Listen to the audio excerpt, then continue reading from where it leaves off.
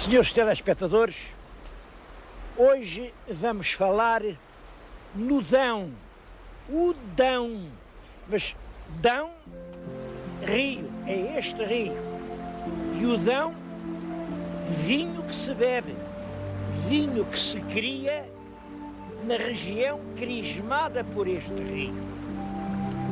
Vamos, portanto, falar no rio, na região, no vinho, mas principalmente no horizonte histórico privilegiado que realmente aqui existe.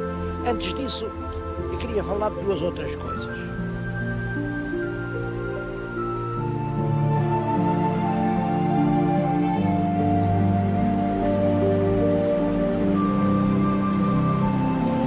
Bom, a primeira coisa era esta. Lembram-se que eu no primeiro programa pedi para isto ser um programa participado, não ser só eu a fazê-lo, os senhores telespectadores mandarem também as suas ideias, as suas coisas. Ora bem, uma telespectadora de Cascais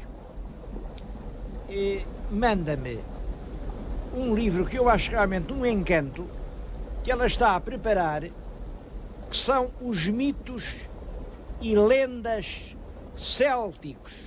Tem os textos, tem desenhos feitos pela própria autora, que eu acho que são cheios de interesse.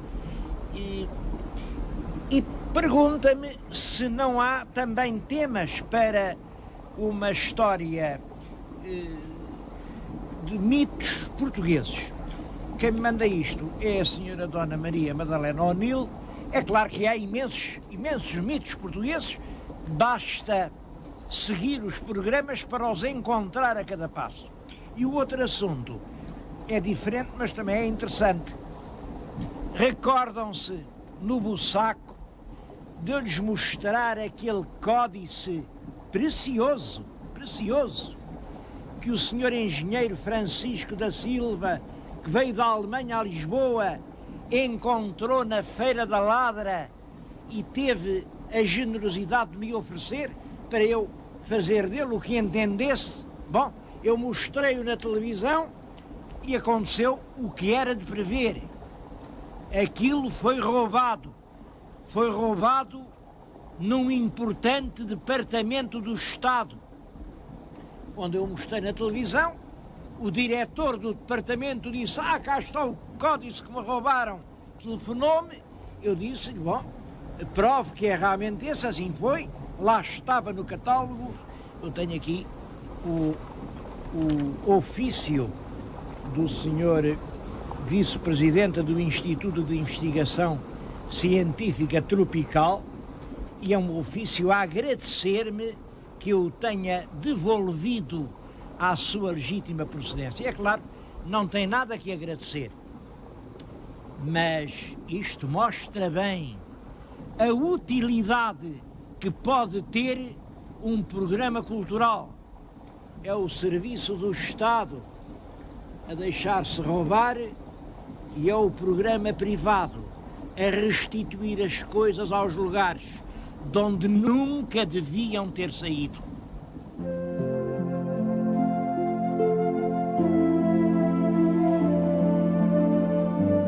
Esta região dos vinhos do Dão foi demarcada pela lei em 1912. É, depois da região do Porto, a mais antiga região portuguesa de vinhos demarcados. Bom, mas o que é preciso perceber é isto. Muito antes da lei, foi a natureza que a demarcou. E demarcou-a de uma forma muito clara. Fez uma espécie de grande berço de montanhas, a protegê-la da maresia e dos ventos que vêm do Atlântico, 3 serras: a Serra da Nave, a Serra do Caramulo, a Serra do Bussaco. Do outro lado, a protegê-la dos calores que vêm da meseta castelhana, a Serra do Açor, a Serra da Estrela, a Serra da Lousã. No meio fica um solo predestinado. é um solo feito da decomposição das grandes lajes de granito. Fica uma terra diferente e única no mundo. Única no mundo. É isso que explica que ela também dê um vinho diferente de todos os outros. Tenho aqui, junto de mim, uma prova desse vinho. É um vinho que tem vida. Este vinho em jovem é rubi. Parece um rubi claro ao sol. Depois o tempo passa e passa a cor do rubi e passa a ser assim, de um vermelho espesso, acastanhado, cor de madeira antiga. E, sobretudo, o paladar, uma das características é o aveludado, o veludo dos vinhos do Dão. Devo dizer que lhe estou a falar de coisas extremamente importantes. Importantes para tudo, para a economia.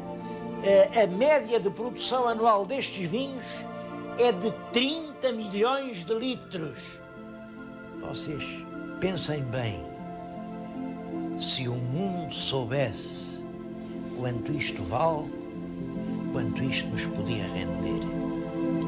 Este que eu estou a beber tem uma marca que se chama Foral do Conde Dom Henrique, porque o Conde Dom Henrique, que era o pai do Dom Afonso Henriques, no ano de 1102, deu um foral aqui a estas terras e no foral dizia: do vinho que der, a 10ª parte é para mim. Quer dizer, já antes da monarquia se bebia aqui este bom vinho na região. Antes, eu acho que até muito antes. Vamos aproveitar e vamos dar uma volta no tempo.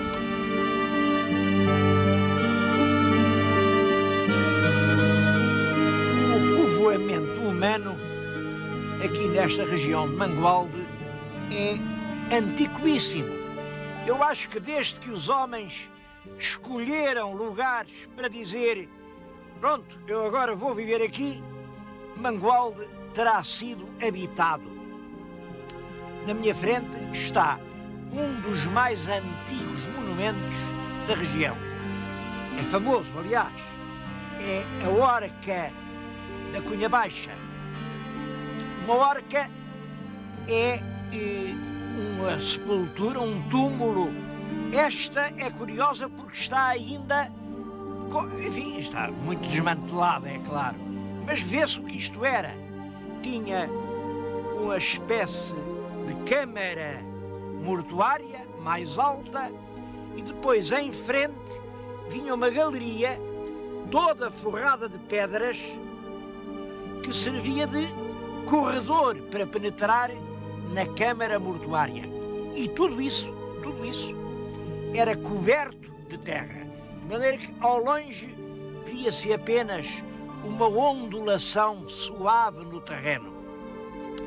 É, portanto, um lugar, um túmulo, uma sepultura coletiva da gente que vivia aqui haverá 5.000 anos. É realmente neolítico e o período em que isto funcionou foi 3.000 anos antes de Cristo até 2.500 anos. Portanto, este monumento tem 5.000 anos. Isto é para lhes dizer que as populações que habitavam a região há 5.000 anos tinham já um certo nível de bem-estar. Por isso, podiam fazer os seus túmulos. Não acredito que fossem túmulos para todos, naturalmente, eram túmulos para os chefes. Os meus telespectadores estão-se a lembrar das pirâmides. As pirâmides são ainda túmulos, são os túmulos maiores que há no mundo, creio eu. São os túmulos dos faraós do Egito. Mas a ideia é sempre a mesma: restituir o corpo à terra. A outra forma era queimar uma grande pira de lenha e o corpo era reduzido a cinzas. Devo-lhes dizer que as civilizações que passaram pela Europa, umas enterraram os seus mortos. Por sinal, são essas que nós hoje podemos conhecer melhor. Porque nos túmulos ficavam sempre muitos restos de vida. Outras queimavam-nos.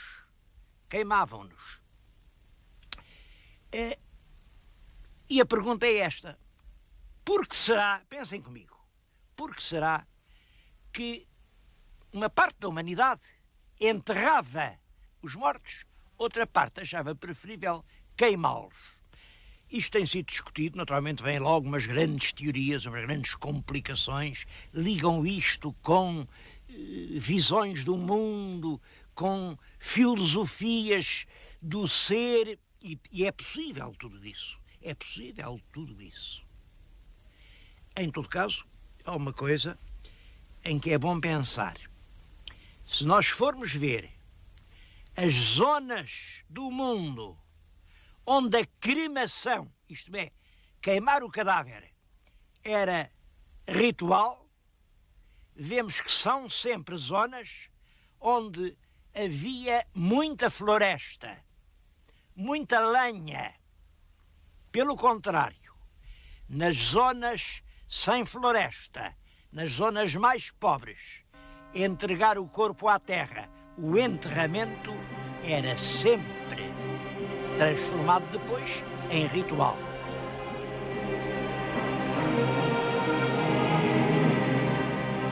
Depois daquele túmulo que vimos, passam 30 séculos. 30 séculos que são 3.000 anos. É o tempo romano, isto fala do tempo romano. Isto é o que resta de uma Citânia que foi habitada entre o século I e o século V da Era de Cristo. Devo dizer que havia aqui muitos vestígios deste género. E eu vou só contar uma história. Foi encontrada uma, começaram as explorações. De repente, imaginem o que apareceu. Um púcaro. Mas um púcaro cheio de moedas de ouro. Ora, corre a notícia do púcaro, toda a gente vai às ruínas e esbarrondaram aquilo tudo. Destruíram de tal maneira os vestígios que a gente hoje já nem sabe aonde eram.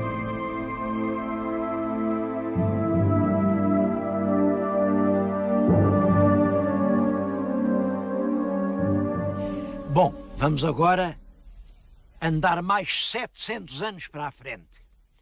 Estamos no século XII, no tempo del rei Dom Afonso Henriques. Eu não sei se já pensaram nisso, mas o rei Dom Afonso Henriques também precisava de médico. Também tinha um médico, por sinal que se chamava Soeiro. Era o Soeiro Teodonis. Não sei bem como se dizia, se Teodonis, se Teodonis. Dom Soeiro Teodonis. Foi médico, deve ter curado muita gente. A verdade é que quando chegou ao fim da vida, deixou de atender doentes e meteu-se num convento. Imaginem que estamos exatamente aqui, perante o Real Mosteiro de Santa Maria de Maceiradão, que foi fundado pelo médico del rei Dom Afonso Henriques, Dom Soeiro Teodonis. Ainda tem lá panos de muralha do século XII. Aquilo era inicialmente dos beneditinos. Depois passou aos cistercienses. Tem edifícios do século XIV, XVI, XVII, XVIII.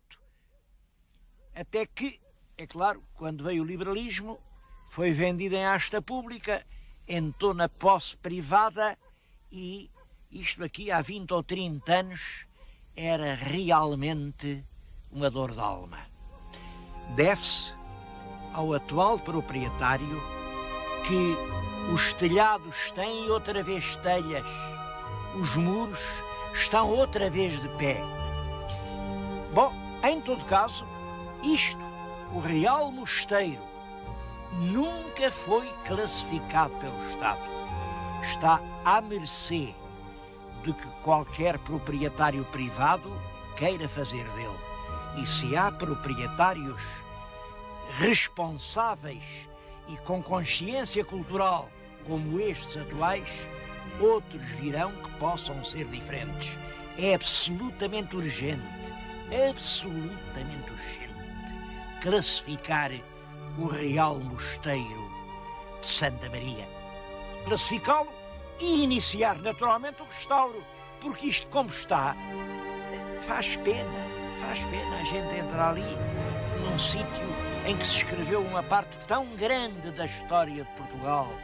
É evidente que um dono privado não pode manter como se fosse um museu um edifício de toda esta envergadura. Bom, eu vou continuar a história, mas aqui fica um apelo. Classifiquem e restaurem quanto antes este Real Mosteiro de Santa Maria de Maceiradão.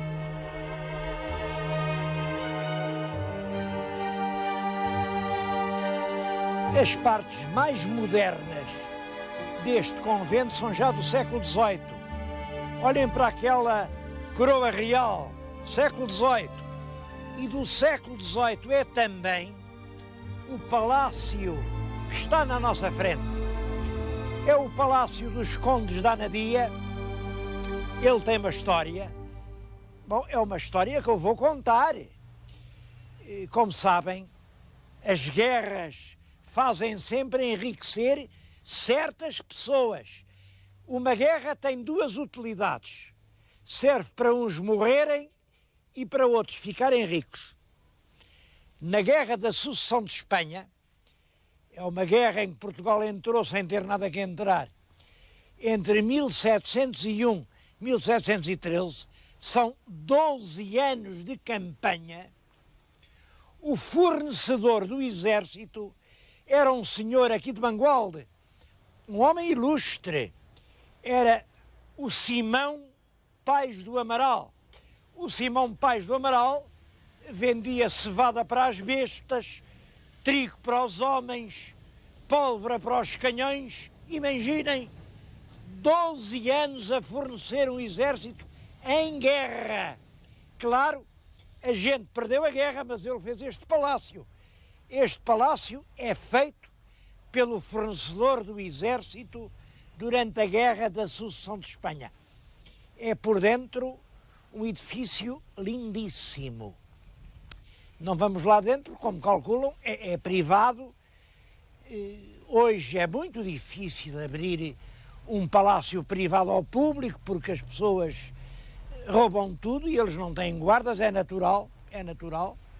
Em todo o caso, a verdade é esta: é o mais belo edifício da cidade de Mangualde e um dos mais belos solares que existem em Portugal. A família Pais do Amaral deu ao país gente muito notável. Há grandes vultos chamados Pais do Amaral.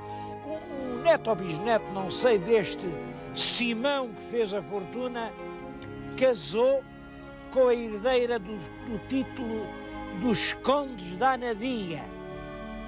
Os Condes da Anadia são os condes que a senhora Dona Maria fez. Enfim, isto chama-se hoje Palácio dos Condes da Anadia.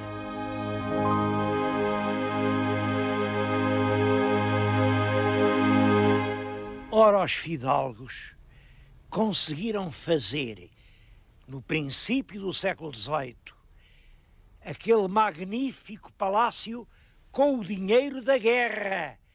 Mas no século XIX ainda fizeram mais.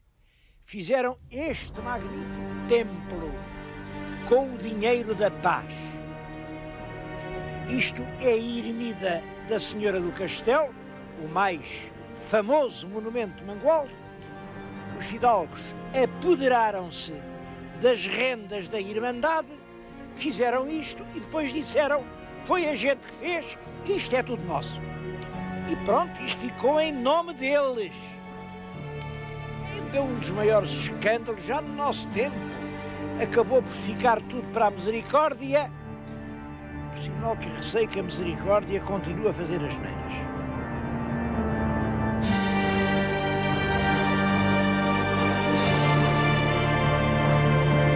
Este morro da Senhora do Castelo era um rochedo gigantesco, parecia uma pedra só, uma coisa imensa, e foi isso que atraiu os deuses e os castros e os santuários neolíticos.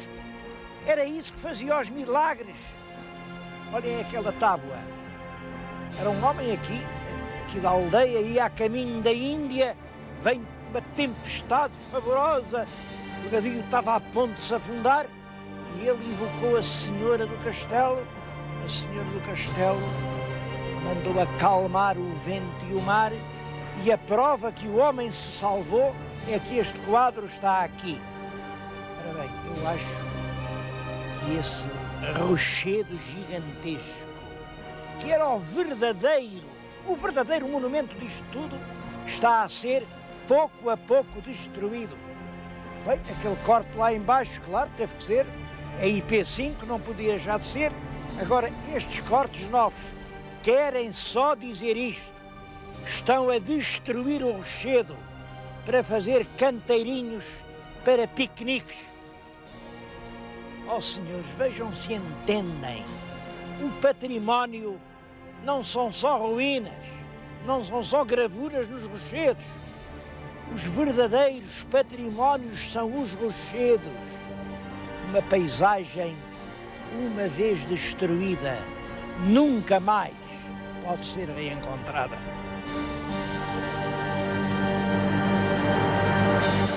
Senhora do Castelo. Mas qual castelo? A gente agora não vê castelo nenhum. Não vê porque o destruíram, deitaram-no completamente abaixo. Existia aqui um belo castelo que não se chamava Castelo de Mangualde. Porque tudo isto não se chamava Mangualde. Esta era a terra de Zurara, ou de Azurara. E aqui havia o castelo de Azurara. Na terra de Azurara havia muitas pequenas aldeias. Uma delas, um lugarejo insignificante, chamava-se Mangualde. Era uma entre muitas. Depois, com o tempo, este lugarejo de Mangualde fez-se uma vila, teve casa da Câmara, e os homens de Mangualde, subindo a corda do tempo a pulso, conseguiram fazer do seu pequeno lugarejo uma cidade progressiva. Mangualde é cidade desde há 10 anos. Há exatamente 10 anos. E o título de cidade, eu acho que ninguém lhe deu. Foram eles que o mereceram. Por um trabalho constante. Um trabalho contra todas as dificuldades. Num solo duro. Num clima agreste. Longe de tudo. Com cidades importantes perto que ajudam um pouco. Este heroísmo coletivo de Mangualde era só por si mais que bastante para que eu viesse hoje aqui, em jeitos de homenagem, fazer este programa.